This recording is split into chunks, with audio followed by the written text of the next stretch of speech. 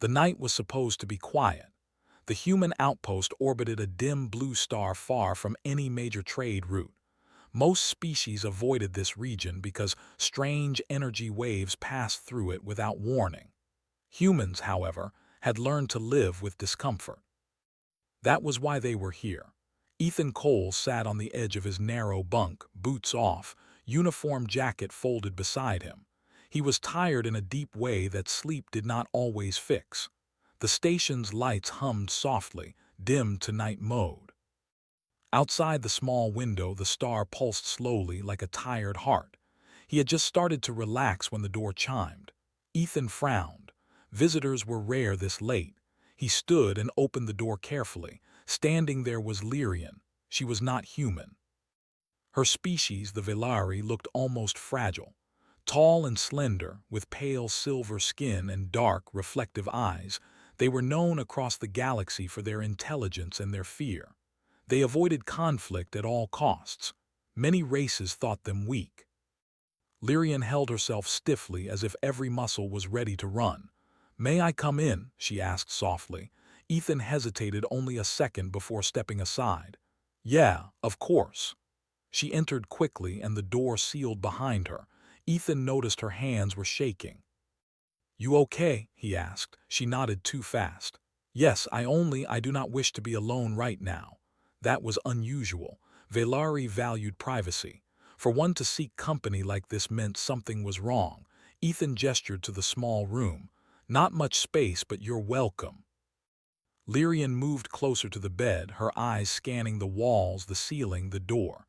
Ethan felt a strange tension fill the air, like the moment before a storm. Before he could ask another question, the station lights flickered. Once, twice, then they went out. Emergency strips along the floor glowed a dull red. Somewhere far away, metal groaned. Ethan cursed under his breath. Power fluctuation happened sometimes during stellar. The station-wide alert never finished. It cut off in the middle of a warning tone. Silence followed. Deep, heavy silence. No hum of engines. No air circulation sound. Just the faint beating of Ethan's own heart. Lyrian suddenly moved. She stepped close to him, so close he could feel the cold of her skin through his shirt. Without asking, she reached down and pulled the thermal blanket from the bed. Then, in one smooth motion, she slid under it and tugged it upward. "Just go with it," she whispered. Ethan froze. "What?" he said, confused, his face heating despite the cold air. She looked up at him, her dark eyes wide but focused.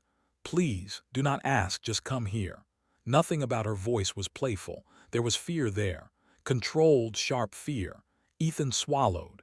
His instincts screamed that this was strange, wrong, possibly dangerous. But another part of him, the part trained by years of working with aliens, told him something else. She trusted him. Slowly, carefully, Ethan lay down beside her. He pulled the blanket over them both. They did not touch at first. There was a small space between them filled with tension. Then Lyrian shifted closer. "Breathe slowly," she whispered. "Match me." Ethan frowned but obeyed. Inhale, exhale, long and steady. Outside the room something moved. It was not footsteps. It was heavier. Like metal dragged across metal. The sound echoed through the corridor, slow and searching. Ethan's muscles tightened. "What is that?" he whispered. Lyrian's fingers lightly pressed against his arm. "Do not react. Fear is acceptable. Panic is not." The sound grew closer. Ethan had faced danger before, raids, hostile environments, even combat, but this felt different. The silence made it worse. No alarms, no shouting, no weapons fire, just the sound of something patient. Lyrian spoke again, barely louder than breath. "There are beings that live between moments.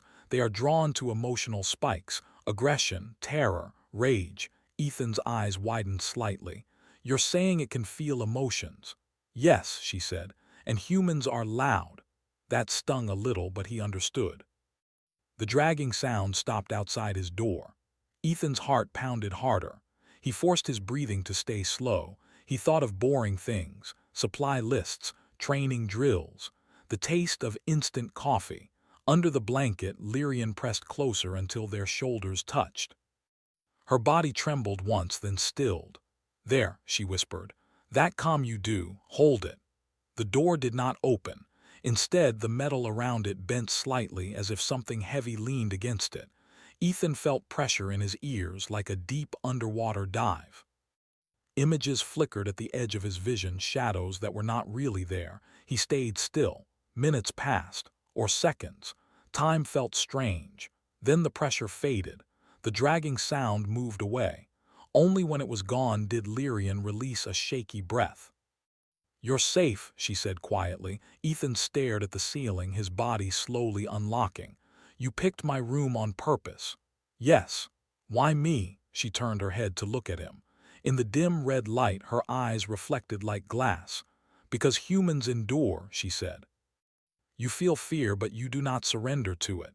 To those beings, that makes you invisible." Ethan let out a weak laugh. "That's a new one." Elsewhere on the station, a scream echoed, cut short almost instantly. Lyrian flinched. Ethan clenched his jaw. He wanted to move, to help, to do something, but he stayed still. He understood now. Sometimes survival was not about fighting. Sometimes it was about holding the line quietly. The night was far from over. The silence did not last. Ethan felt it before he heard it. A pressure in the air, like the station itself was holding its breath. The emergency lights flickered again, dimmer than before. The red glow stretched shadows along the walls, making the small room feel smaller. Lyrian slowly pulled the blanket tighter around them. "It is still here," she whispered. Ethan kept his eyes open, staring at the ceiling. "The same one?" "No," she said after a pause. "More." That single word made his stomach twist. Far down the corridor, something scraped against the floor. Then another sound answered it from a different direction. Slow, careful, as if the station was being searched piece by piece. Ethan thought of the people out there. Engineers, medics, security teams who believed weapons could solve anything. He wanted to warn them, but the comm unit on his wrist was dead. "What happens if they find someone?" he whispered. Lyrian did not answer immediately. Her breathing became uneven. "They do not kill quickly," she finally said. "They feed on reaction. The more struggle, the longer it lasts." Ethan closed his eyes for a moment, then opened them again. Anger rose in his chest, hot and sharp. He forced it down. "Tell me what to do," he said quietly. She shifted slightly so her forehead almost touched his shoulder. "Stay human," she replied. That would have sounded strange at any other time. Now it felt like a command. The sound outside grew louder. One of the beings stopped directly in front of the door again. Ethan felt the same bending pressure, stronger this time. The metal frame creaked softly. Inside his head, thoughts blurred. For a second he thought he heard his name spoken in a voice that sounded like his mother's. He swallowed hard. It was trying to pull something out of him. Lyrian sensed it immediately. Her fingers tightened on his sleeve. "No," she whispered firmly. "Do not follow it." Ethan focused on her voice, on the weight of the blanket, on the simple fact that he was here, alive, breathing. The pressure faded again, but this time it did not leave. The being stayed outside, waiting. Minutes passed. Sweat ran down Ethan's neck despite the cold. His muscles burned from staying still. Suddenly, distant weapons fire echoed through the station. A sharp, desperate sound. Ethan flinched before he could stop himself. The pressure slammed into the room like a wave. Lyrian gasped, pain flashing across her face. "They are panicking," she said. "That draws them." The door dented inward. Ethan reacted without thinking. He reached out and placed his hand over Lyrian's, grounding both of them. "Look at me," he whispered.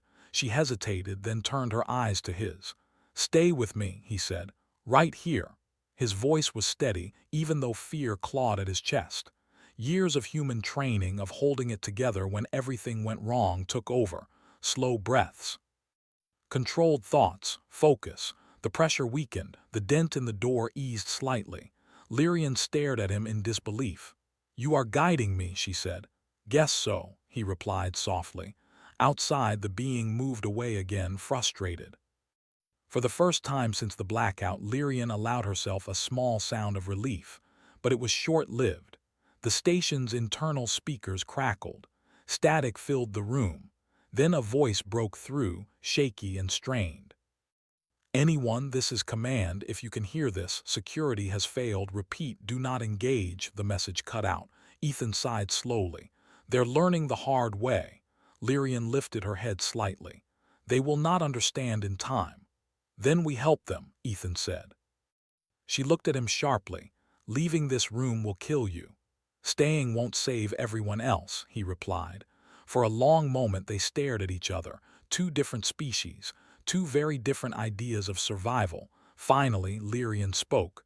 "Humans are illogical." "Yeah," Ethan said, "we get that a lot." She closed her eyes briefly, then opened them with new resolve. "If you move, I must move with you." He nodded. "Deal." They waited until the sounds in the corridor faded further down the station. Carefully, Ethan slid out from under the blanket.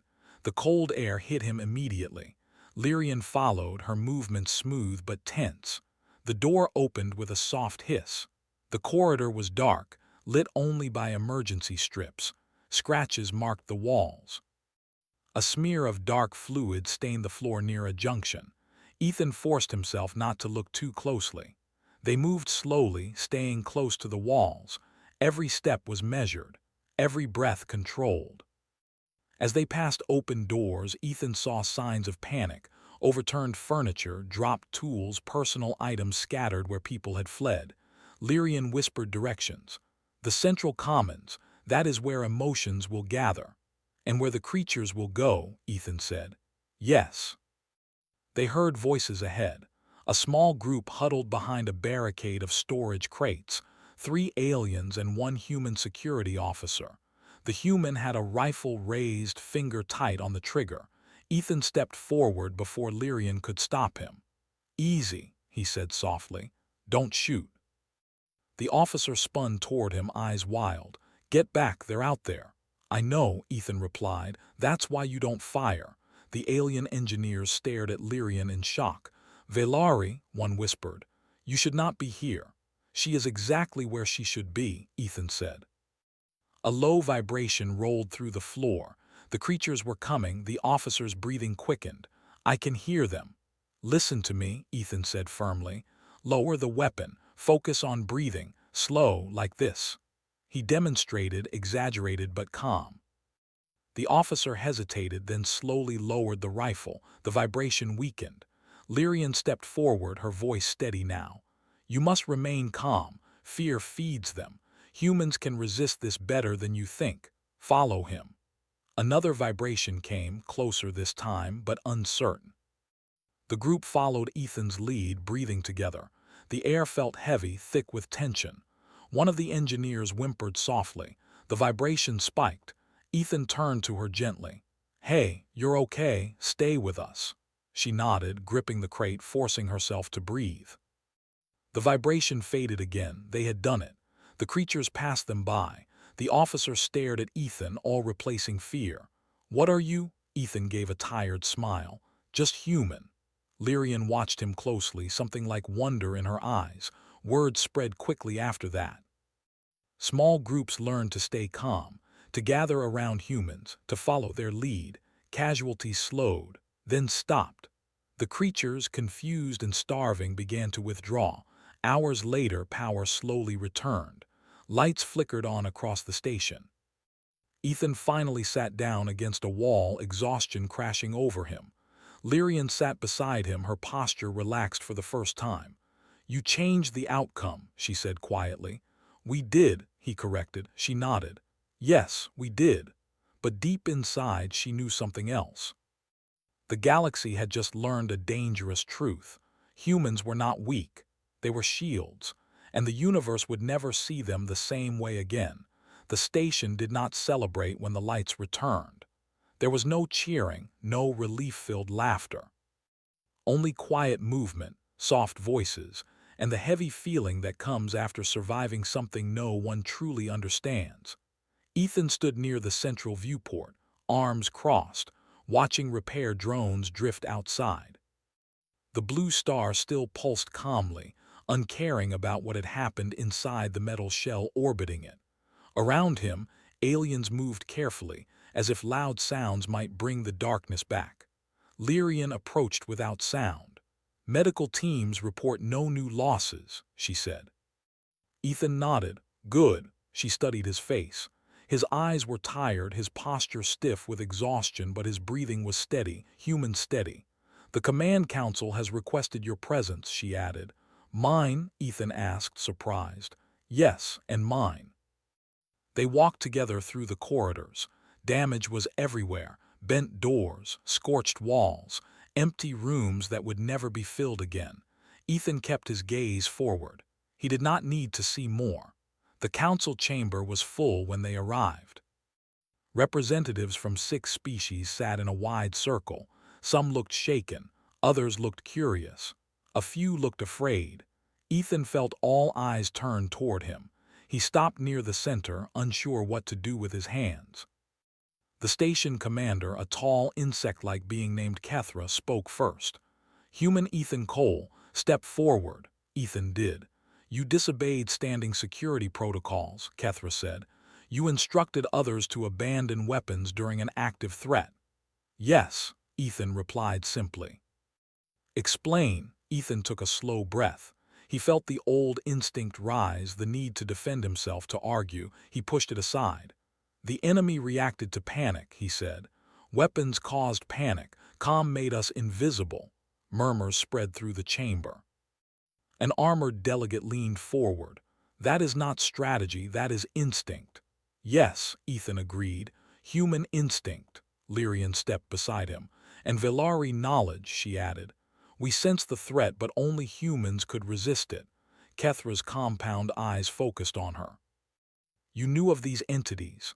"Legends," Lyrian said, "dismissed as myth until last night." A pause followed. "Why humans?" another delegate asked. "Why not others?" Ethan answered before Lyrian could. "Because we feel fear without letting it rule us, because we've had to. Our planet tried to kill us long before space ever did." Silence filled the room. The commander finally spoke again. "Casualty analysis confirms your claim. Areas with human presence suffered significantly fewer losses." Ethan shifted uncomfortably. "I didn't plan to prove anything. I just didn't want people to die." "That," Kethra said slowly, "is exactly what concerns us." Meetings followed meetings. Reports followed reports. The station sent data across the network faster than Ethan could understand. By the next cycle, ships were already arriving. Observers, scientists, military advisors. They wanted to see the humans. Ethan hated that part. He stood with other human crew members in the commons while aliens watched from behind transparent barriers. Some stared with fascination, others with caution. One whispered, "They look so ordinary." Another replied, "That is what makes them dangerous." Ethan clenched his jaw. Lyrian noticed. "They are afraid of what they do not understand," she said. "Story of our species," Ethan replied. Later, alone in his quarters, Ethan finally sat down on the edge of his bunk. The blanket was still folded neatly at the foot of the bed. He stared at it for a long time. A soft knock came at the door. "Come in," he said. Lyrian entered and closed the door behind her. She looked more composed now, her posture straight, her movements calm. "I wanted to thank you," she said. "You already did," Ethan replied. "Multiple times." "This time is different," she said. "Personally." She sat beside him, leaving a respectful distance. "My people believed survival meant avoidance," she continued. "Hide, run, endure quietly. You showed me another way." Ethan looked at her. "I didn't fight." "You stood," she said. "That is harder." He smiled faintly. "We don't always win by charging forward." She studied him for a moment. "The Council wishes to designate humans as emotional stabilizers in mixed-species operations." Ethan blinked. "That sounds heavy." "It is," she admitted, "and dangerous." "Because we'll be targets," he said. "Yes." Ethan exhaled slowly. "Figures." Lyrian's voice softened. "You could refuse." He thought about Earth, about storms, wars, disasters. about humans sitting together in the dark waiting it out.